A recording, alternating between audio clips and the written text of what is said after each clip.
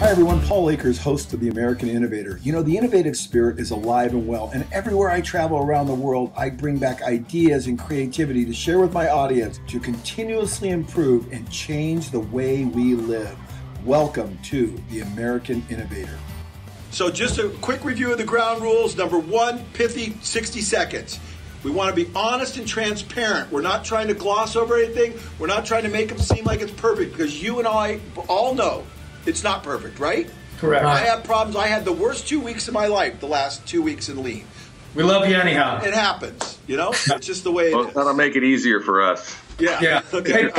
You're coming off low. If I ever felt like a failure, it was in the last 2 weeks. If I ever felt like taking my car and driving into a ditch and taking a gun out, it was last 2 weeks. Like, you're a worthless piece of crap. You don't know what you're talking about. You don't know how to do this. That gives me so much more hope right there, Paul. Honestly, there you go. It brings you down on a pedestal a little bit and makes you put you back in the accessible department. And that is why even more so. And that is what we're doing this thing for. We want to be honest and transparent. We're not trying to put on any airs. We want to help people, but we need to do that by being transparent. The only thing I can really speak is about what's true to me. And when I can do that, that's our core value, by the way, Ash and Nick, is one of them is authenticity. That's our top value. So what you see is what you get. And so for me, I don't want to pretend I have any more experience in Lien than I already do. So that's really critical to me, that I am an example of a 10-month-old. And people will love that. It's very critical. Oh, no, we're definitely wee babies over here, too. Awesome. Yeah, we are wee babies. Yeah. And so am I, witnessed by the last 2 weeks of my life. Hello, everyone, and welcome to the Lien Roundtable on the American Innovator. I've never done this before. I want to take myself out of the center stage and put these guys on the center stage. So we're going to talk about how they've implemented Lien. But first, before we get going, we're going to introduce everyone. Ashley, give everyone a quick introduction, 30 seconds, on who you are and what your company does. Hi, I'm Ashley Bailey. I'm in the UK. Our company's called Klime-Ezee, and we manufacture steel warehouse steps, a steel fabrication company. We do standard core range of products, but we do bespoke items for accessing vehicles as well. Awesome. Greg? I own Xylem Design. We are a specialty display fixture manufacturer in Fort Collins, Colorado. The market focus is on pedestals and showcases, and we've been in business about 27 years. And you're making pedestals and showcases for people like Tiffany's and so forth and so on. The full bandwidth, all the major Fortune 500s on down to someone who wants one in their home. Awesome. Okay, Nick, go ahead. My name's Nick Kocelj. We're a commercial exterior building skin contractor. We've been in business for 36 years, and we service the West Coast. And we design, fabricate, and install exterior wall systems, glass, aluminum panels, GFRC, precast concrete, stone on truss, whatever's on the outside of a commercial building. How many employees and how big is your company? Because I think people want to know who they're talking to in terms of the scope and diversity that we're dealing with. So, Nick, I'll let you start off. Go ahead. With all the companies combined, we have about 850 people right now. We have 27 people, give or take, some part-timers. We have 12 people at the moment. It fluctuates, 1 or 2 during the year, depending on the workflow. Excellent. Although not so much now with Lien. And you guys have all been doing Lien for a little bit now. So the next question, the first question is, and probably I think one of the most interesting ones, because I had to ask myself this question when I came up with this, is what was the epiphany moment? What was the epiphany moment where you said, I'm going to do Lien. This is it. The Holy Grail. Ashley. We was having problems with stock control, and I was started Googling around and found out some terms like Lien and Kaizen and things, and came across some different Google videos on YouTube, and then came across your video, which was, I think, the 2P10 video and the morning meeting video. And it wasn't so much what was happening in the video with the people there, but I told you this before, it's what happened in the background, the way you saw the people interacting, and how you could see the organisation things were within your company. I was looking not at what I was saying and not what the girl was saying and not what Andre was saying, but what was happening behind the scenes. We were looking for better organisation. There was quite a lot of clutter within our company at the time, within the factory and within the stores. So we were looking for a better way to organise things and a better way, supposed for the people to interact things. So whilst we did get quite a bit out of your video from the foreground, there was a lot in the background of how things were stored on the racking, how things were separated out and labelled, and you could see the organisation behind it, like your bathroom cleaning and things like that. So that's really cool, but was that the moment you said, oh, that's it, I found the Holy Grail, I'm going to do Lien? Yeah, I'd spent 6 years when I took the company over firefighting. I was always putting out yesterday's fires. It never seemed like we was going forward anywhere. So it's the same arguments with the same people about the same thing constantly. And then when we saw your YouTube videos and we saw the Lien, I thought, now I'm a software developer and I'm in a steel fabrication company, so it's not my, not my background, it's not my forte. So this gave me the first chance of looking at it and saying, I can see a future in the business. That's it. It's all about the business. It doesn't matter what you do. If you're a service company, providing products, at the end of the day, it's a business. So it's all about the organisation and the running of that and the people there. That was cool. Okay, Greg, what was the epiphany moment? There was about a 2-year period of fumbling around, right, not knowing what Lien was, and I had some tools that a friend handed me. He said, these are great tools, and I didn't know what to do with them. When I ran into Paul is when the trigger took place. And I think that, without sounding like we're sucking up to Paul here, the fact that we were struggling in our own companies, in our lives, looking for something, I knew I was looking for change and forcing that mindset.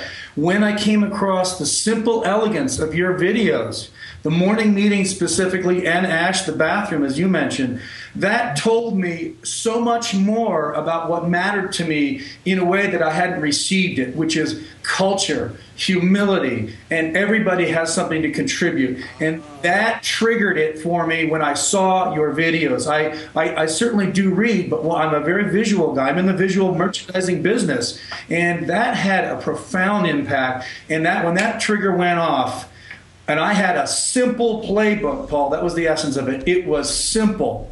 And I think most people crave simplicity. And I assure you, that has had more impact than anything, actually doing what you told us to do, the bathroom and the meetings. Simplicity of the message and humility, which was maybe a little different than you're used to seeing. Yeah, well, it's just that it resonated with me. I've cultivated that on one level, but when you brought that in and actually put it in print and put it on your values chart that you had in your book, the PDF of that, I said, hey, that's us. Oh, hey, this is us. Perfect. Huge. Great answer, both of you. Nick, what was the epiphany moment for you? Well, like I said, we were real lucky. The founder of our company, Randy Wolf, he had always had this culture of continuous improvement. Even decades ago, he wrote a mission statement, and the first line of it was about, a company of continuous improvement. We really didn't know what that was, and we were trying all kinds of different things, over many, many years. So in other words, it wasn't really well defined in your mind what that meant. Yeah, there was no context to it. It was just, improvement. Improve. Yeah, try to improve. But there was, we had, there wasn't any sort of framework or context or any, methodology to the thing. So we had read that book, Good to Great and Built to Last from Jim Collins. And so we tried, the operations group got together and we tried I don't know if they call it a bag or a BHAG, but so we made this 5-year goal, and we pushed and struggled, and we never gave up, and it took us like 7 years, and we actually achieved it, and we're just like, God, everything takes so long to get any sort of change implemented. And my VP of operations, Steve Watts, a vendor of ours, kind of turned them on to your book, Paul. They went through the book, they were watching your videos, and they brought me in, and we watched the video. It was Megan, and they were doing the can and the things together, and we watched that video, and we're all kind of going, wow, could it be that simple? Could it really be that simple? And interesting. So the question that was posed to you in that epiphany moment was, could it be that simple? Because up to that point, things were made kind of complicated. Oh yeah, it was. The management team was always thinking of these great ideas and improvements. We'd come off a big yearly planning meeting with all these ideas, and then we'd go try to implement them in the people, and it was just like pushing a car uphill. Wow. It was. So we scheduled a tour. We realized that you gave tours, and we all went up there and we did that first tour, and it was. Greg, like you, I think it was the cultural part of it. We're just kind of going, we can, our people, if we can let our people unleash that power of having everybody having the ideas and making the improvements, maybe this, and there's some sort of, and start getting into the Toyota production system, you start going, wow, there actually is a framework. There's a context of how you can actually have continuous improvement and have that type of culture where everybody's contributing and where work means more than just coming to work. So the epiphany for you, Nick, was simple. That was like, oh, that was refreshing to you. There's a context. There's a way to do improvements. It isn't just ad hoc. There's a simple construct that's like that could work, and that's fascinating. My talk is Lean is simple. Lean is simple, and I think it's so interesting to hear you say that, because I've never heard this before from all of you, and that seems to be resonating. And by the grace of God, I decided to call it Lean is simple, which I can't believe how that happened, but I got something right for a change. So that's interesting. So now let's go back, Nick. I'm going to start with you this time.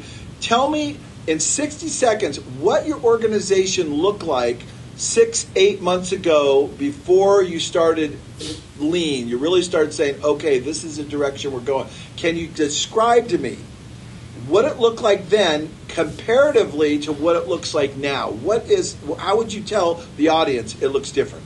I would say before, by no means, we have a great organization and great people, and it wasn't like we needed Lean to survive or even be successful. We were doing well, we're doing okay, and I think maybe complacent might be the best description, and maybe a little flat.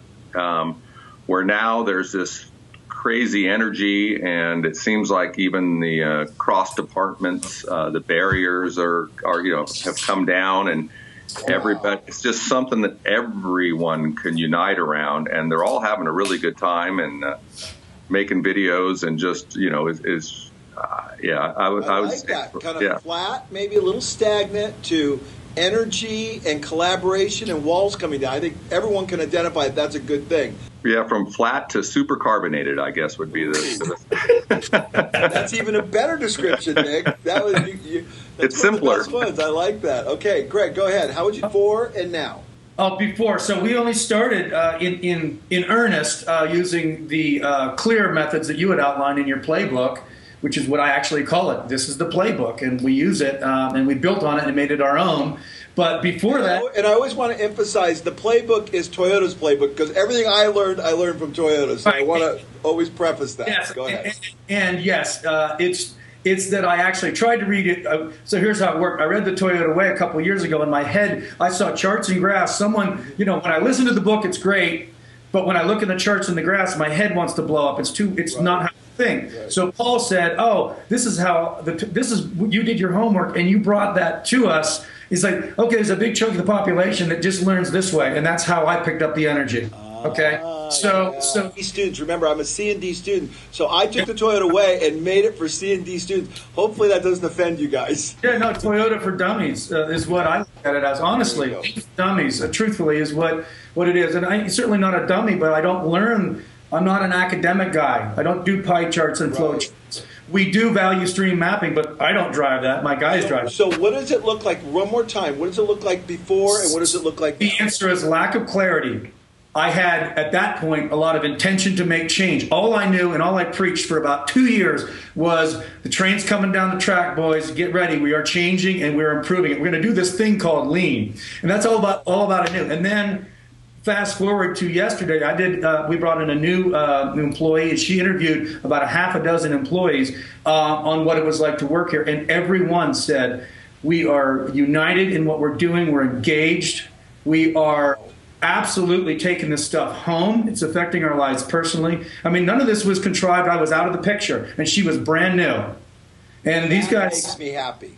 And that is a critical thing, and a separate video show altogether. I was blown away by the responses. Articulate, deeply thoughtful and insightful people, and the cultural cohesion is huge. We take the ego and we check it at the door. We do not tolerate big egos and jerky attitudes around here. We absolutely work through problems and problem solve. Awesome. So, Ashley, what did your organization look like before Lean, and what does it look like now? One more time.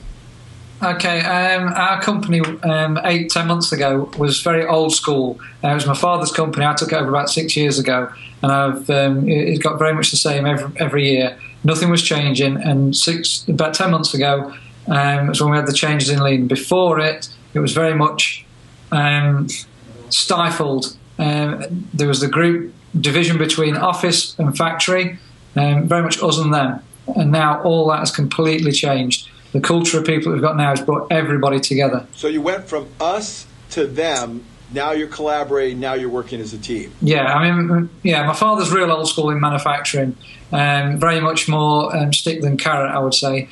And it was that's like what the industry's like around this area in the UK. There's a lot of mining and things like that. So the people that came out of the mines when they shut down, that came into the industry of steel fabrication, is very much that sort of mentality. So yeah, everything's changed. And there's the clock, and you did it. Good. 60 seconds. Okay, next question, Greg. I'm going to start with you on this one. What is the number one reason why you chose Lien as the business methodology that you're using? Just the one reason. What is the one overwhelming, compelling reason you chose Lien? And I didn't reflect on this in advance of that question, the first response is a deeply cohesive and engaged team. That is what I have that I've never had. I've had apathetic part-time workers, the local boy, six-pack Joe, and I have none of that anymore. Wow. A lot of these people have come out and flowered in a way that I have never experienced in my 27 years of business. Okay. And so this is the follow-up question to that. That's why you chose Lien, because you have engaged people, right? Yeah. How does that personally affect you? You get another 60 seconds here, because you guys are all going to answer the same. How does that personally affect you? It gives me a level of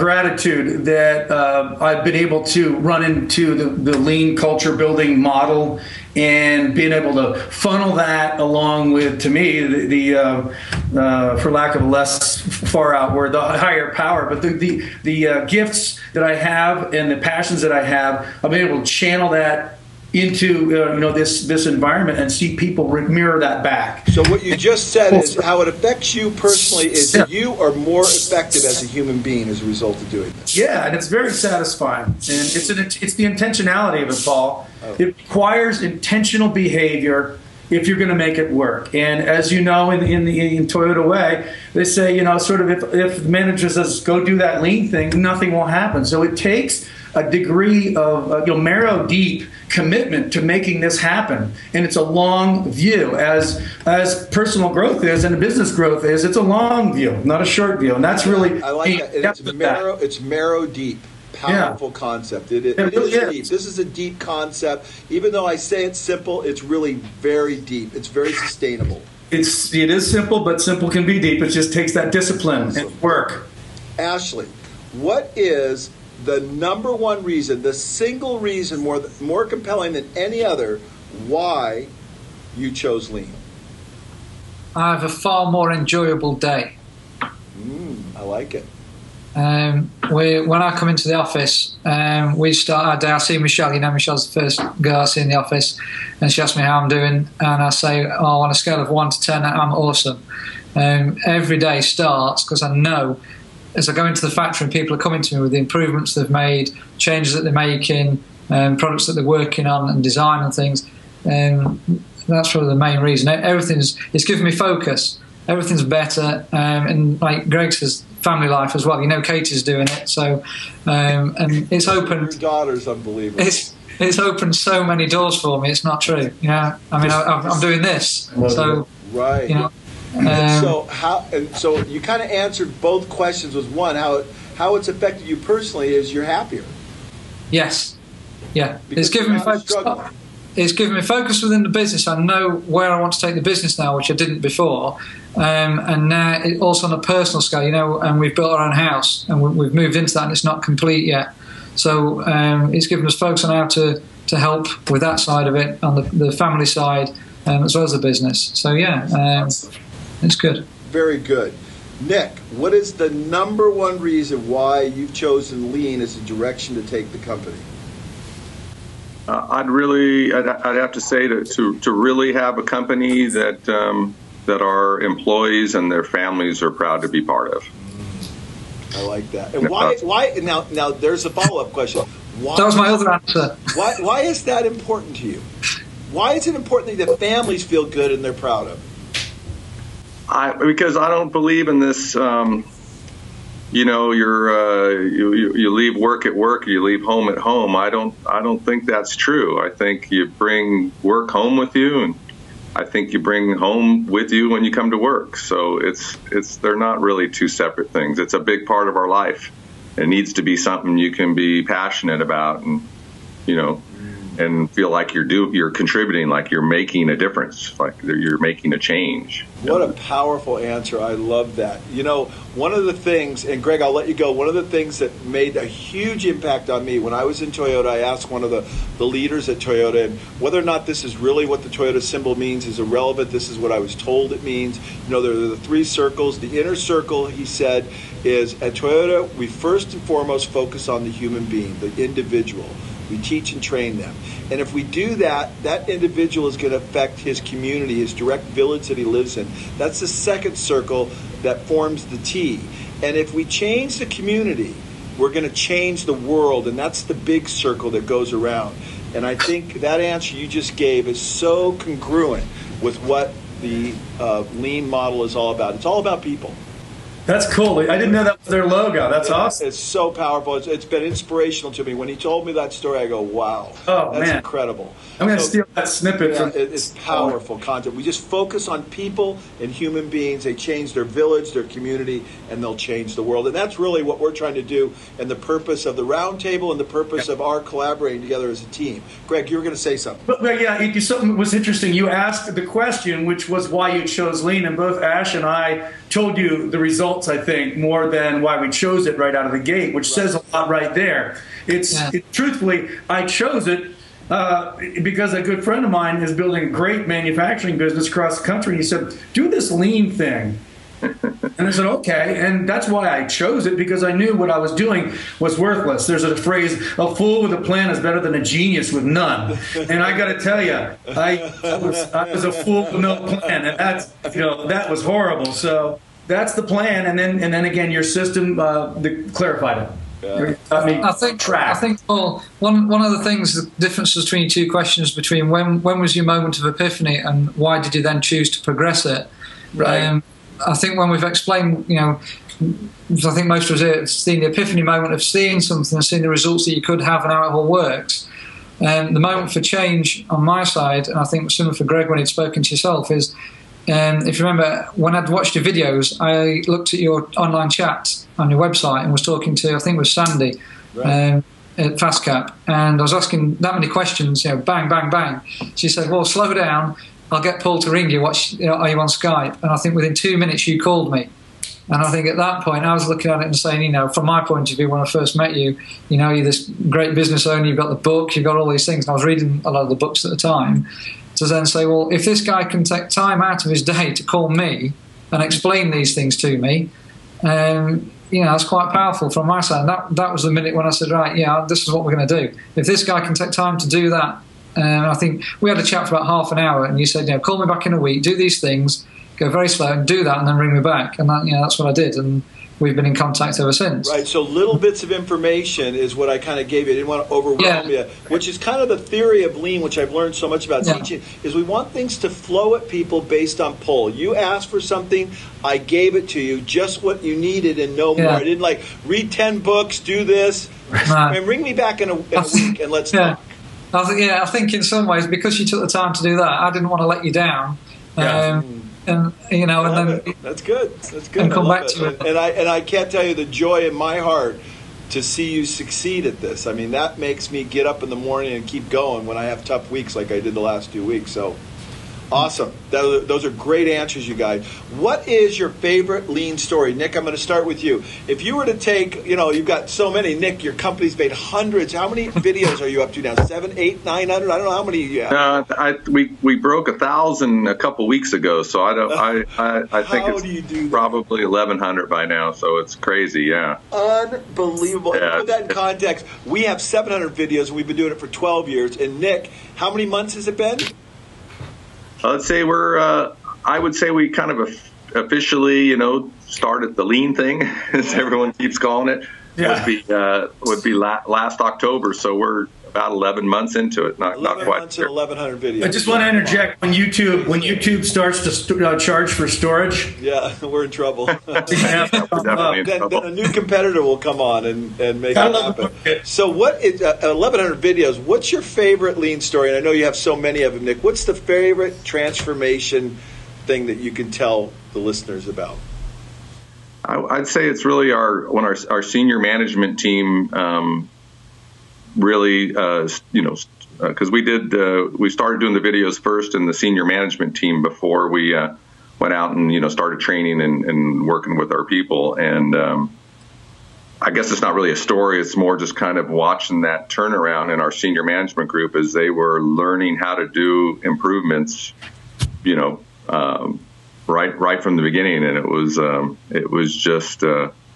For me, it was just fascinating to watch. We were all learning together, and it really created really kind of created a leadership team that was learning by doing before we went out and tried to, because I think we had learned our lesson of going and trying to, kind of take our ideas and go and try to convince our people that's what they should be doing. And instead, we just focused on ourselves and making our own improvements. And watching that unfold, so it wasn't really a favorite moment. It was more of a sequence of events. But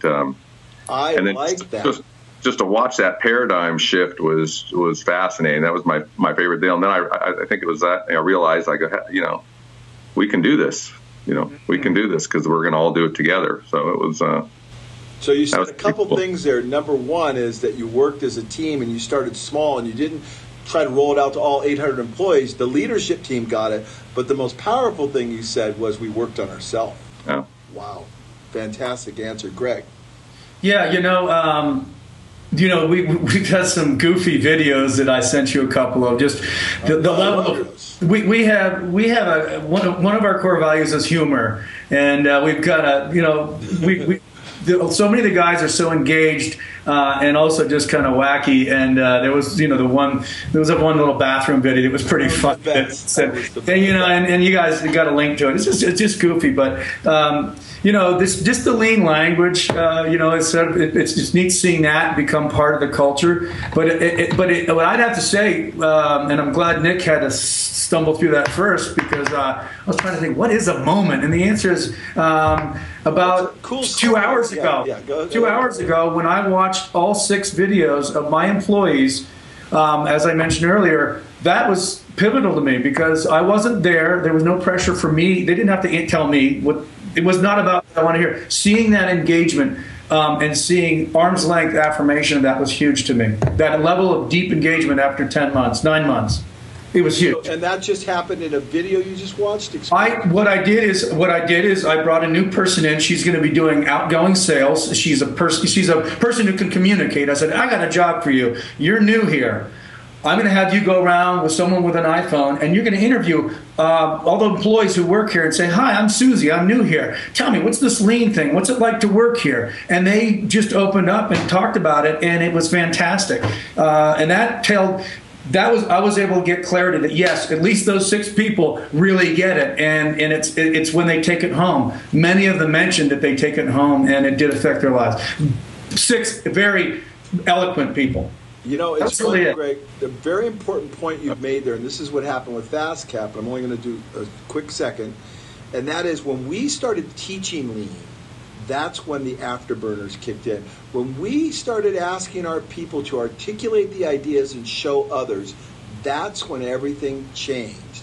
And I sensed just a little bit that's starting to happen. Yeah, it's it's moving, and it's that long view that you have to take. There's no question that unrealistic expectations will always result in a letdown of some sort. But I am dogged in my determination to make it better every day. And our lean lunches have gotten really tight. They were sloppy, and we've tightened them up, and we're going to continue to tighten them up and make them pithy, engaging, and useful and short, 15 minutes or less, 20 max. So right now, so far, Nick, your big moment was when you saw the leadership change, and you saw the leadership begin to personally improve and internalize this themselves.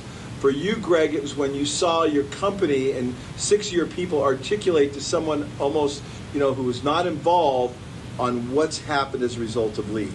Yeah, I brought a kid in off the street, so to speak, and he was completely green, knew nothing, and this guy he's a fantastic human being. But as far as his experience, it's been just a thrill to see him come along. And again, I've been on this journey the whole time, guys. It's not like I thought I don't. Right. I'm a genius in this area, but I love it. I'm passionate about it. I love it. So Ashley, what's the favorite story?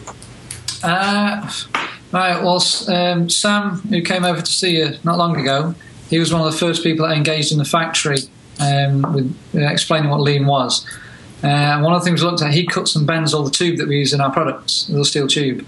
And we used to rack everything up on the walls, so we had 4 or 5 parts available for everything because we manufactured order, but we wanted to keep our lead time down as best we can.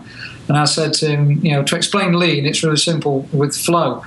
And when you look at the racks, we do that right now, and there's 4 or 5 of everything on the wall there, all the way down the factory. We're going to only cut things to order, because we manufacture to order, but we rack the parts. So when we get an order into the factory, we're only going to cut the parts we need to make the product. And he sort of laughed and said, I can't wait to see that happen. And I said, well, 3 months. 3 months was because early on in Lean, it was hard to gauge how long sort of things are going to take and how long people's uptake to it will be and how much mentoring and guidance you're going to give to let them achieve it themselves without you kind of just dictating all the time. So I was unsure about sort of timescales, but I said, well, 3 months is reasonable. We'll set longer goals and we'll work towards it. And 3 weeks later, I went in and there was nothing on the walls. And I said to Sam, well, have we got no work on? What's happening? Has the tube not arrived? And he said, oh, don't you know? We've cut everything to order now, and just smiled at me. So we did it in 3 weeks. But the good thing is, I didn't really have much to do with it. He did it all himself in the end because he knew what I was wanting to achieve. So because I'd given him the goal and the focus, off he went and achieved it. He was the first one to say. All incredible. So it's good. Okay, I think now we're going to go off of the Pollyannish view of Lean, even though we all have experienced awesome things. Now let's talk about what's the hardest thing about Lean. What's the toughest thing that people are going to encounter when they try to implement a Lean culture? Nick, I'll let you go first. Well, I remember in that I think it was the toilet away in the beginning, and I don't remember who quoted if it was Taiichi Ono or who, but he said, in Lean thinking, life will get tougher for a while.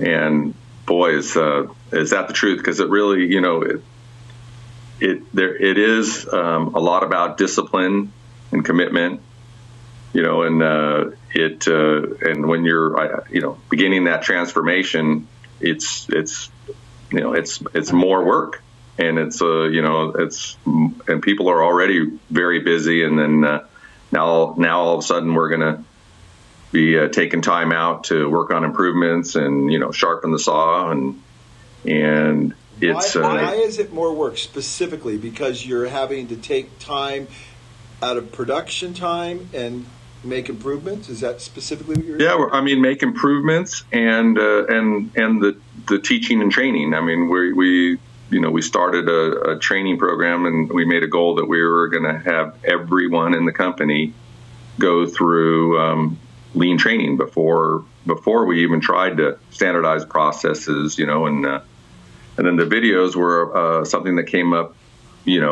in the latter training classes. It was something and really the videos were we did as a tool so people learn to see waste. That's what it was all about, was teaching people to see waste. And And I hope you don't mind, Paul, but we used your book as kind of the training curriculum and broke it down by chapters and wrote curriculums by chapter. And good. That's what it's for. And I think it's, it's a change. And I think people, change is something that I think people naturally resist, especially when, when things aren't going badly. I mean, no one had to change. I mean, what was it? It's a success, breeds the very thing that keeps you from innovating, right? So it. So let me summarize what you said. You're going along, business is pretty good. Then you got to change your whole focus on teaching and training people. You're asking people to make improvements. You've got to take your energy now and put it into training. So that was hard because it took time away from getting the job done that you needed to get done. So that was the hard part. Yeah, and I think we had a history of coming in with all these ideas and these new things and these changes that we wanted to make, and I think our people go, is this just another one of those changes that's flavor of the month, not going to come to fruition, is going to fall off? So there was a bit of that too. So you also said discipline was a tough thing because you had to apply discipline to this transformation. Yeah, definitely. There's a discipline. There's an order to things. So you added to your workload. This one thing by teaching training, and you had to apply a new level of discipline. Did I get that right? Yes, and that combined with just the fact that it's a change. People have to change some behaviors, change some things. Good. Okay, so you got it. I got it. That was very clear. Discipline, new workload with teaching and training, and you're asking people to change. So those are the three components that make Lien difficult or hard. Okay, Greg, what was the hardest thing for you? Well, springboarding off of that, really, or reiterating that, is I'm not a teacher. My personality profile is a field marshal, kind of like Napoleon. So I'm trying to learn to be a leader, number one, and a teacher. And I'm all doing this while I am learning. So my challenge was just telling the guys, look, I don't know anything, but I do know one thing, as I mentioned a while ago, change. Change is either going to happen to you or you're going to make it happen. And I am not one to sit around and wait for it to happen to me. So I knew that, and I brought that up. I primed the pump for quite some time. And I said, I'm going to flounder for a while, but I know we are going to evolve here. And then when your book hit me and I got clarity, I said, okay, this is our playbook. We're going to learn from it. I don't know any more than you do right now. Please take a copy home and give me your feedback. But we're going to do some things that we haven't done before, and it will be uncomfortable. Bodybuilders go through a lot of pain and suffering to bulk up. But that's their goal, and look at the results. So the same thing, we knew that. And we had to do it as a team. And so I spent a lot of time on my own working on my personal development as well. So that's it. Let me get the two things here, because I want to repeat it, because I think what you're saying is powerful. Number one is you had to become a more effective leader, and you had to become a teacher, and that's not necessarily in your profile to do that. Those are two hard things. Right. I like it. This is really good stuff. Ashley, what was the hardest thing, or what is the hardest thing about Lien? I'd say two things. One is trying to explain Lien to somebody without a visual aspect. It's far easier to demonstrate it than it is to explain it. I find when people that work for me, when they go home and try to explain it to their partners, they can't quite get it. When we have somebody come in, they see it straight away. It explains itself when you show them, the sort of culture we're building. But the hardest thing for implementing Lien, I would say, is consistency. When you're trying to implement, say, a morning meeting, and you're trying to take that 20 minutes of everybody's time every day, and you might have work that will be going behind, or they feel that they've not been, they're from a culture that's not been paid to think. They're paid to just get on and do. Right. So when they're not doing, they say, well, we're all studying, and why are we studying? So it's getting that out and getting past it. So some days when we're having the meeting, at first we tried to be as consistent as possible, but there were times when the workload was that high and our stuff's going out pretty much the same as yours. You've got shipments going out that fast that you need to just stop and get everything loaded onto a lorry. We never stopped the meeting, all we did was we may delay it to later in the day. But now we have the consistency there where it is the same time every day, and people understand why. So what you're saying is, and what I heard, was that if you decide to our audience that you're going to do Lien, beware. Everything is going to be pulling at you to take you away from being consistent at doing that. The orders, the call, the employee issues, everything's going to say, I don't have time, as Nick said, to teach and train. I don't have time to develop myself as a leader and become a better teacher. I don't have time to have a morning meeting, because everything's going to be pulling and saying, you can't do this. Yeah, exactly. It sounds very much like we've had the same journey that Greg's had, and our personal level of growing and developing myself. And we'd had, with my input here, we've had 6 years of always saying, right, we need to sit down and decide what we're doing about this. We need to sit down and talk about this. We need to have a meeting about that. We ought to do something about this, but nothing ever happened. And when we got your book and we spoke to yourselves and we started with Lien, it broke it right down to the bare bones to say, just do this little bit. Just do this little bit today, then when you come in tomorrow, it'll be that little bit better. Yeah. And then work on tomorrow. Don't worry about tomorrow till you've got the little bit done today. I like it. That's exactly it. We just chipped away. Awesome answers. I mean, I'm learning a lot. This is good stuff, man. This is chapter 18, 19, and 20 in the book now, on the 3rd edition. This is amazing information. So now I'm going to show you, I'm going to do another question, but I want this to even go more quickly. Rapid fire. What is the easiest thing about Lien? What is the thing that people should say, you should do this because it's going to make your life easy? What do you think, Craig? Well, I tell you one thing right out of the gate. It's something, just do this. Well, do the bathroom first. It's a joy. But the impact that intentionally laying out our work area, our custom work area, just to do that, because in our manufacturing operation, that is where everybody, there's two things. The bathroom is the universal one. That has to be taken care of right out of the gate, honestly. But when we got our custom work zone brilliantly labeled and outlined with shadow lining, we use white melamine everywhere. Right. It's a thing of beauty, and people walk in and they feel refreshed, and they go, hey, when you do that, you see immediate results, and it's just so. So the easiest thing about Lien is it gives energy. It gives energy. The ability of fluency in your work. Absolutely, brighten it up, and people love it. I like it. That's a good answer, Nick. What's the easiest thing about Lien? I think it makes everything fun. It's like. At least for me, it's like I'm like an old dog, and then just got a new puppy just came into the household. Now all of a sudden, I'm full of life. Nick, you have 800 new puppies. Just makes turning it fun. on 1,100 videos. Yeah. I would say it makes everything fun. It makes it fun, and boy, when there's energy, when there's emotional energy in work. Yeah. It does make work easier and more enjoyable, and you can't beat that. Ashley, what's the easiest thing about Lien? There's more the results. It's a pleasure to come to work. Like you say, like Nick said, it adds fizz to your day.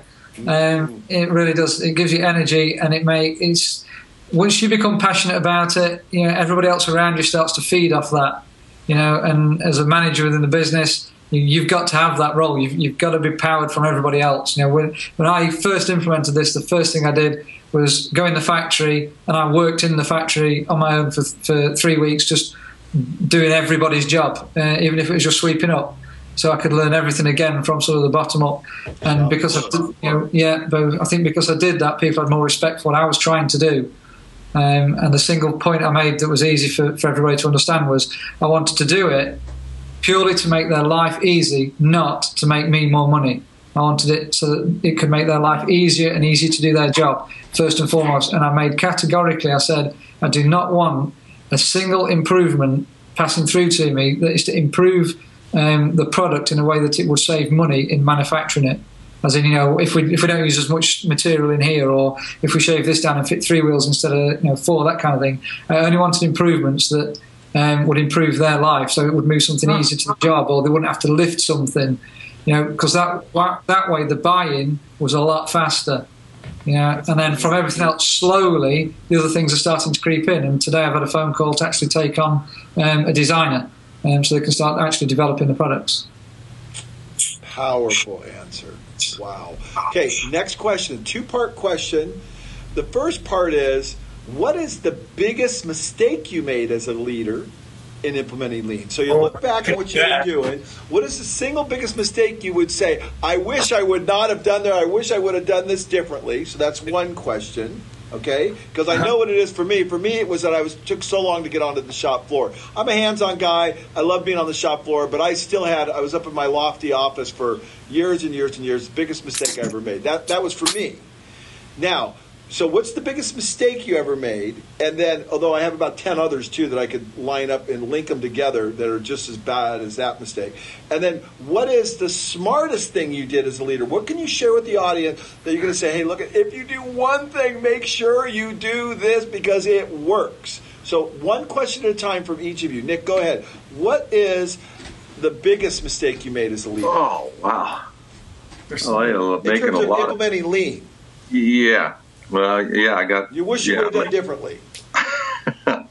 There's a lot because I think we're learning as we go. But I would say when we began our training program that we selected the trainers, and I don't think that we gave all of the trainers enough training and education before they started their training. Training their class. I think that we should have. I think we should have worked harder with our trainers to get to develop their skills more before we started training out into the rest of the company. So I love it. I would say that would be the very cogent answer. I love it. Now, I tell you what, I'll just roll right into it. What's the one thing you said I did do? You got to do. Don't make this mistake. This is critical. I would say having our senior management team learn Lean and learn by doing first before we try to roll it out to our people. I think that was awesome. probably the best thing that we've done so far. So without answer. Greg, go ahead. What's the one thing you don't want to do, and what's the thing you did do that, man, right on? They're both intertwined. So the one thing I didn't do was start it in the bathroom. I whittled when I got the basic message, when the alarms went off, we got to do this, and this is the playbook, so to speak.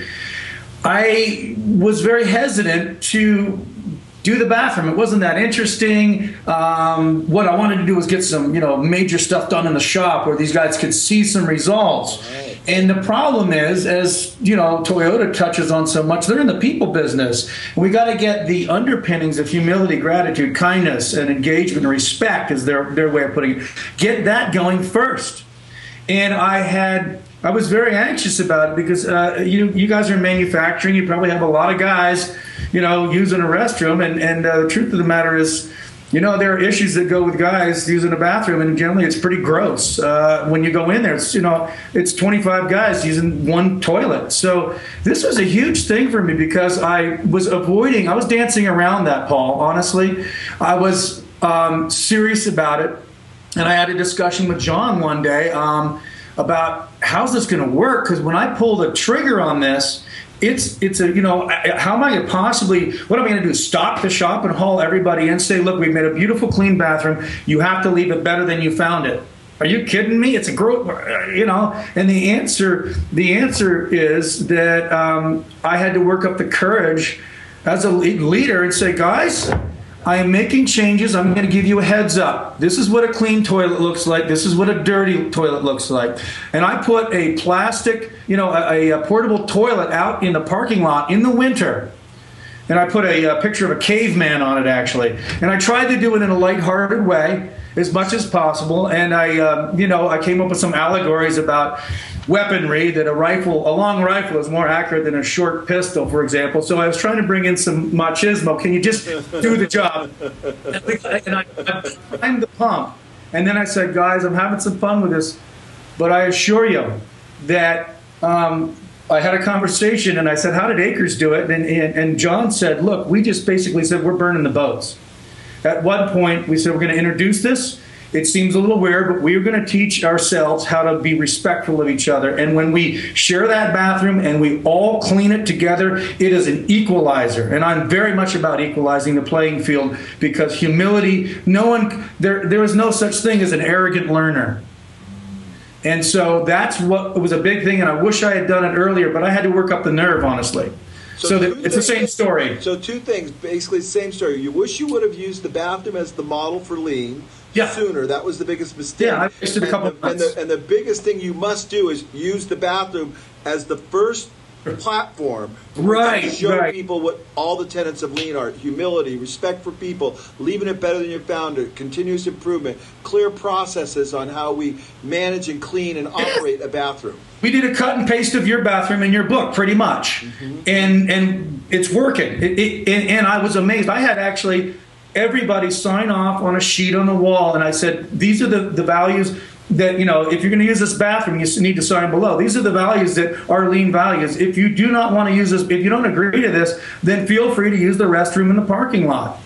Oh, I love it. So you got a porta potty and put it out there, right? Oh yeah, I called. I said, do me a favor, send me a dirty one too, and leave it. You're awesome. That is a great story. I love it. It's really true.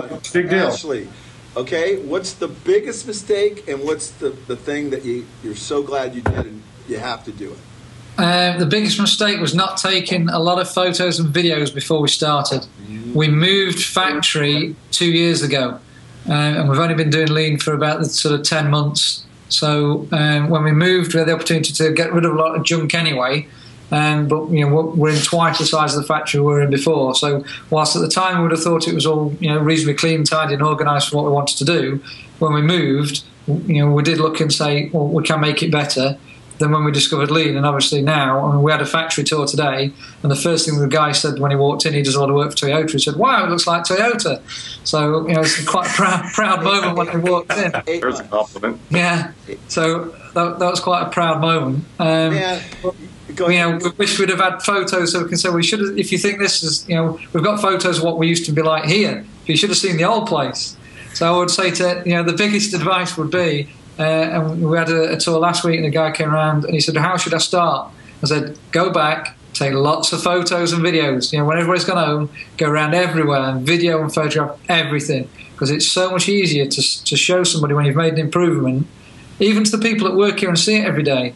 When they see something, and you always lose that what it looked like, because you can just see what it is now. But when you can put that up on the screen in a morning meeting, it's incredibly powerful.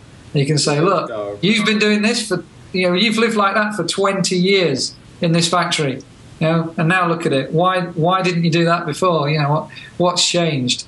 Okay, so that's a powerful answer again. So now contrast it with what should people do? What did you do? What has been a powerful way of implementing Lien? The morning meeting.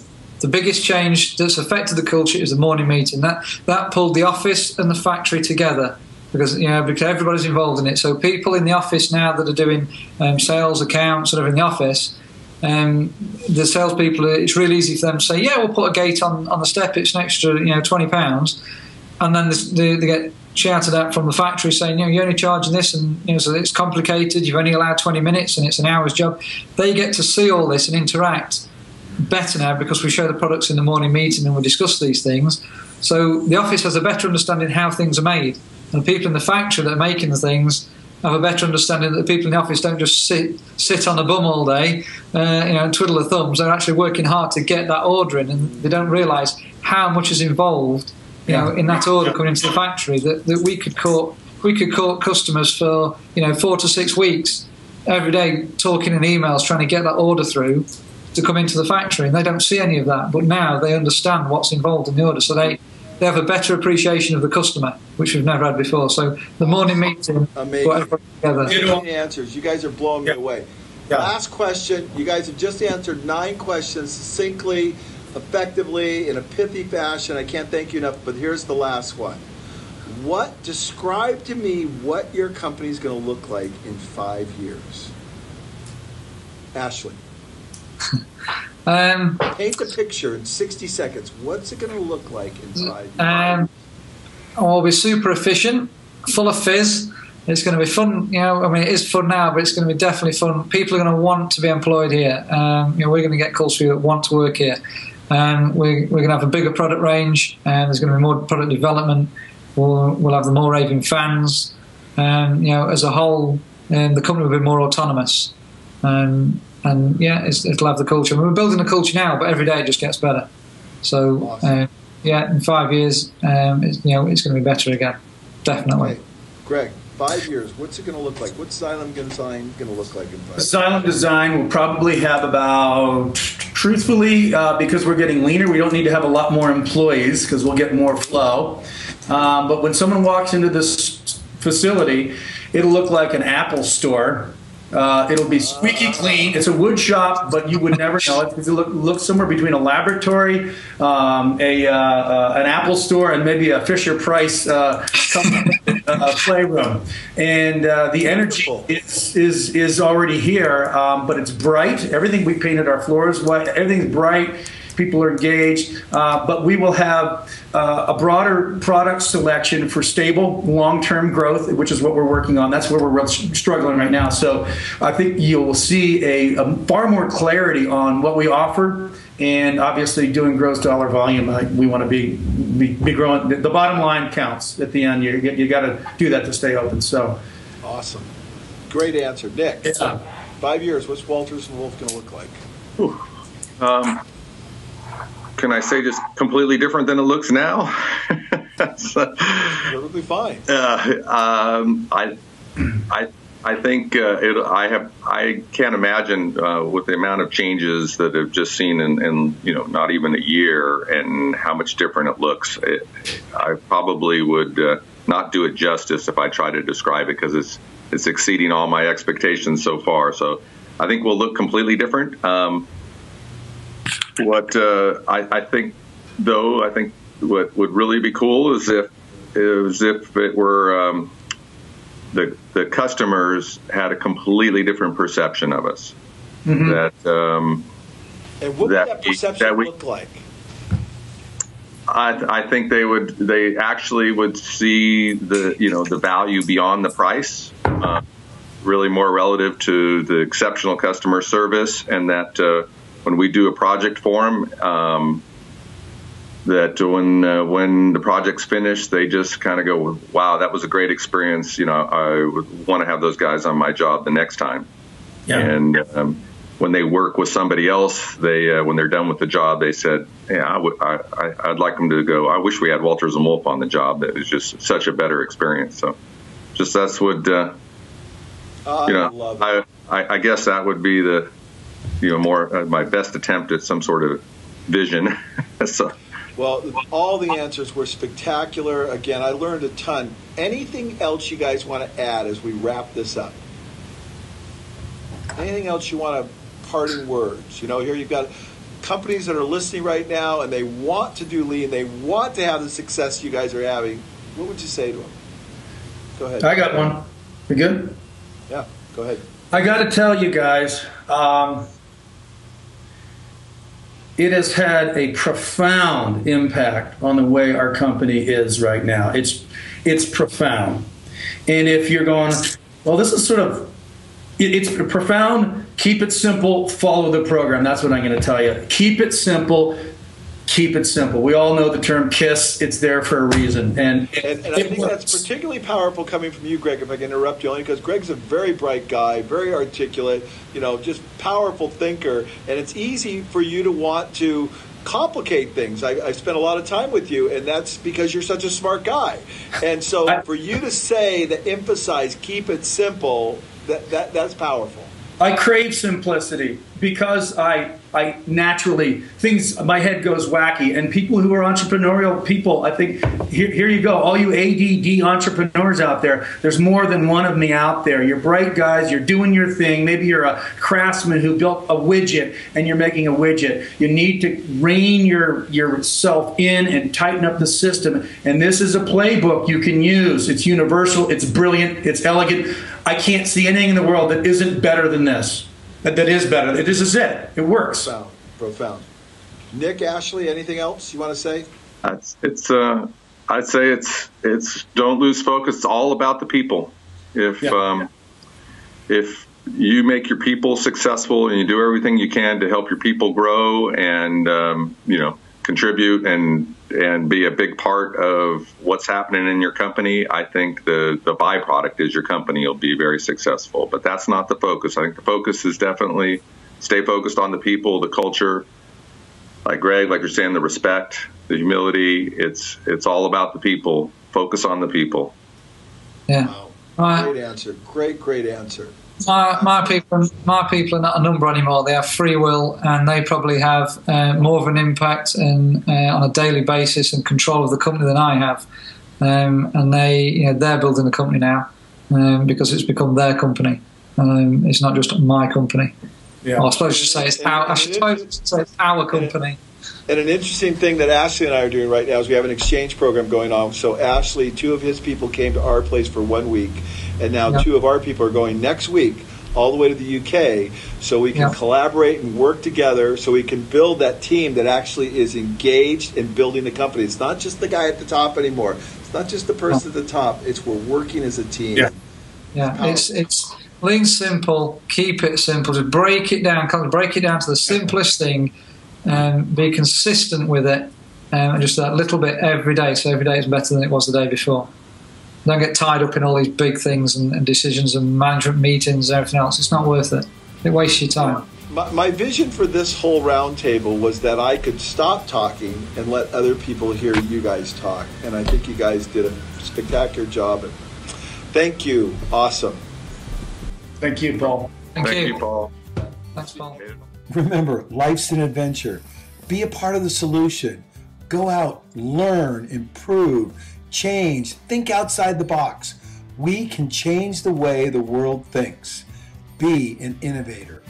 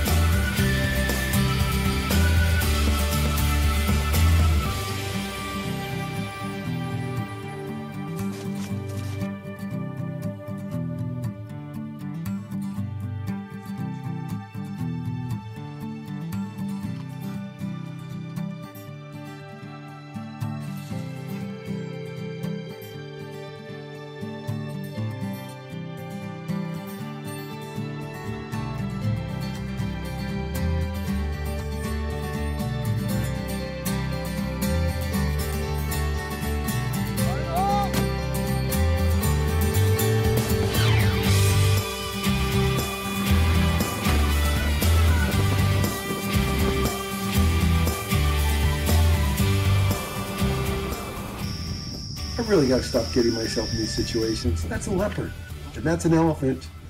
Yes, and this is a cheetah. Like, oh, I saw that. Kitty, kitty, kitty, Oh, kitty, kitty. cute. He wants to play. Uh-oh. Got it.